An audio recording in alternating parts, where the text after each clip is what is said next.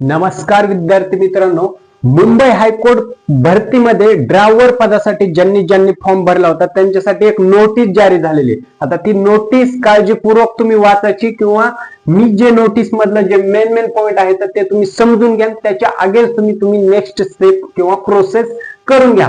आता ज्यांची ड्रायव्हर पदासाठी पोस्टसाठी फॉर्म भरला होता त्यांच्यासाठी आहे फक्त, हे लक्षात घ्या. बाकी क्लर्क आणि इतर पोस्टसाठीचं अपडेट आलं की तुमच्यापर्यंत पोहोचेल. आता ह्या नोटीस मध्ये काय आलेलं आहे मित्रांनो, तुमची स्क्रीनिंग टेस्ट झाली, त्याचा रिझल्ट लागल्याच्या नंतर आता पुढील ड्रायव्हिंग टेस्ट साठी ही नोटीस आलेली आहे. ड्रायव्हिंग टेस्ट तुमची परफॉर्म करून घेण्यासाठी शासनाने एक नोटीस काढलेली म्हणजे मुंबई हायकोर्टाने ती बेंचनुसार नोटीस काढली. आता त्या बेंच मध्ये शॉर्टलिस्ट कॅन्डिडेट झालेले आहेत. मुंबई खंडपीठाचे जे आहेत 562 विद्यार्थी असतील, नागपूर खंडपीठाचे 78 आणि छत्रपती संभाजीनगरचे 62 विद्यार्थ्यांचं त्या ठिकाणी शॉर्टलिस्टेड झालेत असं तुम्ही कन्सिडर करू शकता. ठीक आहे. आता ते ड्रायव्हिंग टेस्ट परफॉर्म करण्यासाठी काही डॉक्युमेंट्स मुंबई हायकोर्टाने त्या ठिकाणी मागून घेतले आहेत.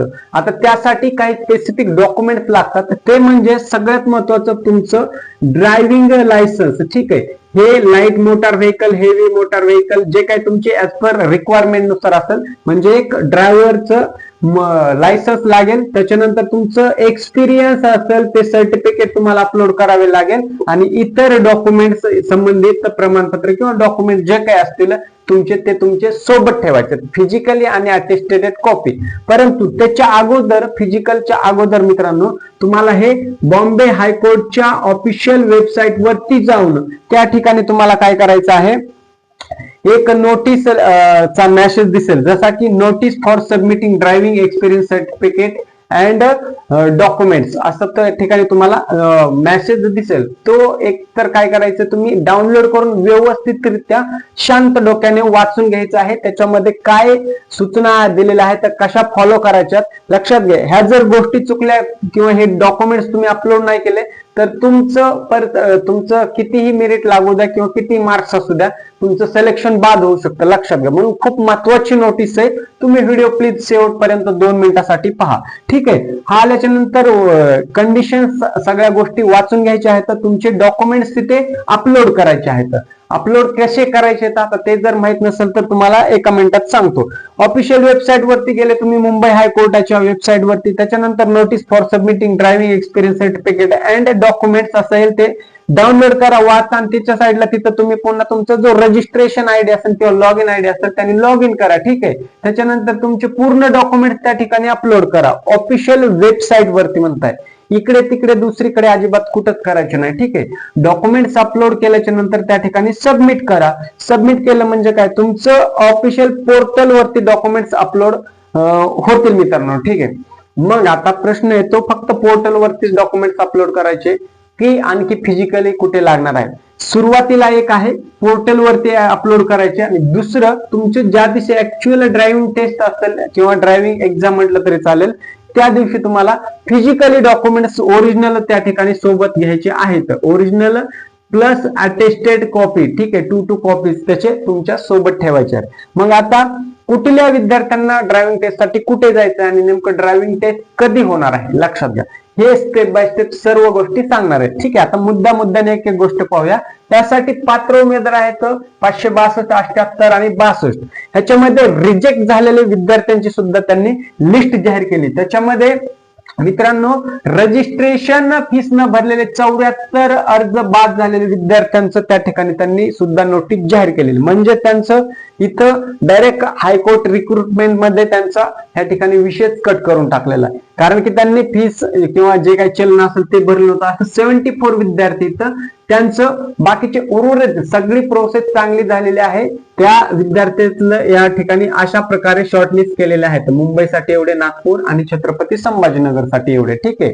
त्याच्यानंतर आता ही जी निवड आहे आता ड्रायव्हर पदासाठीचे ती बेंच नुसार झालेली आहे. म्हणजे तुमचं मुंबई बेंच असेल, नागपूर बेंच असेल किंवा छत्रपती संभाजीनगर बेंच असेल, त्या स्पेसिफिक जागा वर सांगितल्याप्रमाणे. ठीक आहे.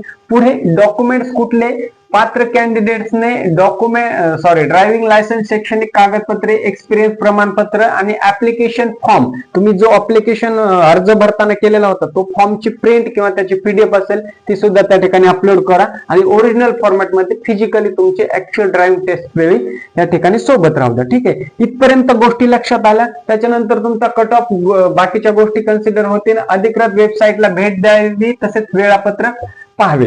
आता हे डॉक्युमेंट्स अपलोड केले त्याच्यानंतर त्याचा सगळं पडताळणी होईल, व्हेरिफिकेशन होईल. थोडक्यामध्ये आपण त्याचा कट ऑफ लागेल असं म्हणू आपण, कारण की हे डॉक्युमेंट्स व्हेरीफाय करणं खूप गरजेचं आहे हायकोर्ट भरतीमध्ये. त्याच्यामुळे हे अपडेट झाल्याच्या नंतर सपोज कन्सिडर करा व्हेरिफिकेशन हे झालं, हे व्हेरिफिकेशन किती दिवस लागेल? 8 दिवस, 10 दिवस, 15 दिवस, 1 दिवस, 2 दिवस, ते गोष्टी आपल्याला आणखीपर्यंत तर माहिती नाही.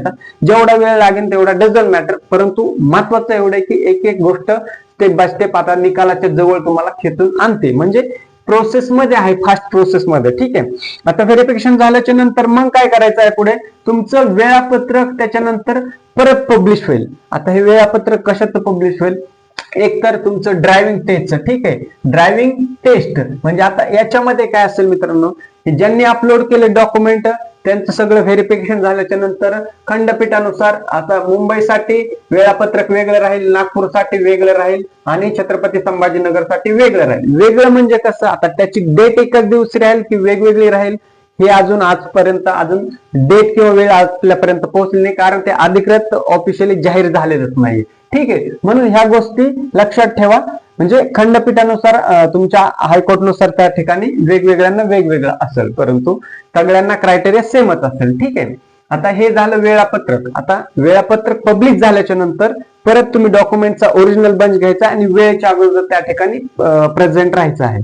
ठीक आहे, आता पुढचा पॉईंट जर पाहायचं म्हटलं तर काय, तुमचं नाव कसं चेक करायचं?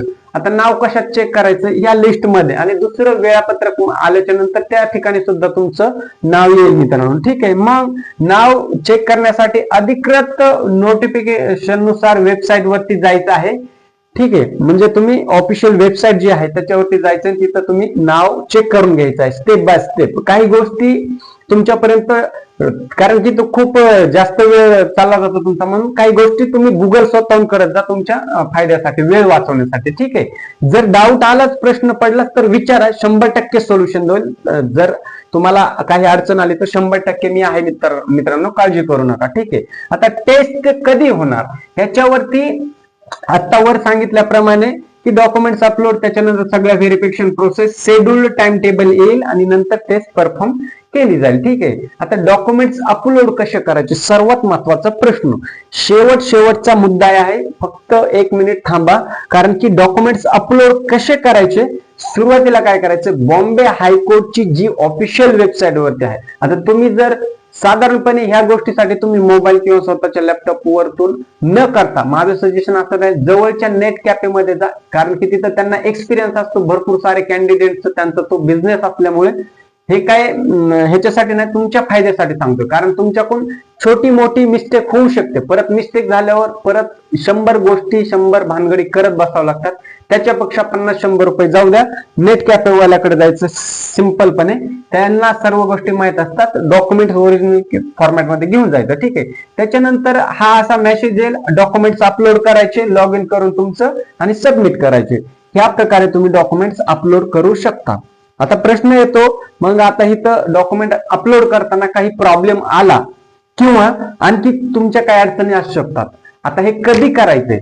लगेच करून घ्यायचंय, कारण की मित्रांनो ही जर वेळ निघून गेली तर पुढे तुम्हाला काहीच करता येणार नाही. कारण की ऑलरेडी आजच्याच भरतीमध्ये, ह्या भरतीमध्ये 100 लफडे झालेले आहेत आतापर्यंत. विद्यार्थ्यांच्या डायरेक्ट आक्षेप आहेत की उत्तर पत्रिकेमध्ये गडबड झाली, सेट ABCD वॉटएव्हर, जे मागे मी गडबड गोंधळ ऐकलेलेच असेल, पाहूनच असेल. त्याच्यामुळे इथे काही गडबड करू नका. ठीक आहे, तुमचे 50-100 रुपये जातील, परंतु जे एक्सपिरियन्स पर्सन आहे तुमच्या भागातील, किंवा तुम्हाला जर खरंच सगळ्या गोष्टी माहित असेल तर तुम्ही स्वतःहून करा किंवा दुसऱ्याकडून करून घ्या, स्वतः तिथे बसून. हे झाल्याच्या नंतर पुढे तुमची next step one by one पुढे जाईल आणि तुमचं फायनल रिझल्ट पर्यंत त्या ठिकाणी सिलेक्शन साठी ह्या गोष्टी केल्याच्या नंतर पुढे प्रोसीड होईल. आता फायनल सिलेक्शन झाल्याच्या नंतर परत मेरिट लागेलच, त्यानुसार कट ऑफ मेरिट ह्या गोष्टी होतीलच आणि फायनल सिलेक्शन नंतर तुम्हाला जॉईनिंग लेटर, ऑफर लेटर, वॉटर जे काय प्रोसेस असेल ती मिळेल. आता हे झालं ड्रायव्हर पदासाठीच. आता मग क्लर्क, स्टेनो आणि इतर पोस्ट बाबत आणखी काय अपडेट आहे. क्लर्क पदाचं सुद्धा लवकरच पुढे, कारण की स्टेप बाय स्टेप होणार आहे सर्व. म्हणजे आता क्लर्क आहे, स्टेनो आहे, त्याच्यानंतर ड्रायव्हर आहे, हे वेगवेगळे पद आहेत. ठीक आहे, आणखी जे काय आहेत ते ठीक आहे. त्याच्यामध्ये सध्या तरी ड्रायव्हर पदाचंच नोटीस आलेली आहे. आता जशी क्लर्क पदाची येईल किंवा इतर पोस्ट बाबत येईल ते सुद्धा तुम्हाला सर्वात अगोदर पोहोचवण्याचं काम करेल. म्हणून मला असं वाटतं की तुम्ही जर नवीन असाल चॅनलवर तुम्ही सबस्क्राईब करून ठेवलं तर पुढील अपडेट फायद्याचे तुमच्यापर्यंत लगेच पोहोचतील मित्रांनो. ठीक आहे. आता याच्यामध्ये फक्त मला काही डाऊट किंवा प्रश्न तुमचे असतील तर प्लीज कमेंट करा, कारण की एका चुकीमुळे खूप जणांचं या ठिकाणी भविष्य, आयुष्य, वॉट एव्हर काही म्हणू शकता ते बर्बाद झालेले, फ्रस्ट्रेट होतात विद्यार्थी. काळजी करू नका. ठीक आहे. आणि इव्हन ही माहिती देताना माझी सुद्धा काही चूक झाली असेल लिटल बिट तर मला नक्की समजून सांगा, त्याच्यावर मी नक्की सुधारणा करेन. तसं तर आपण रिअल अपडेट देत असतो, परंतु अपडेट देण्याच्या नादात छोटी फार मोठी मिस्टेक होऊ शकते. सो तुम्ही माझेच आहात, मी तुमचाच आहे, आपण सर्व एकत्र आहोत आणि सर्वांनी सोबत जायचंय. सो ह्या गोष्टी करा. इथेच थांबतो मित्रांनो, भेटूया नवीन अपडेट सोबत. तोपर्यंत जय हिंद आणि राम राम मित्रांनो.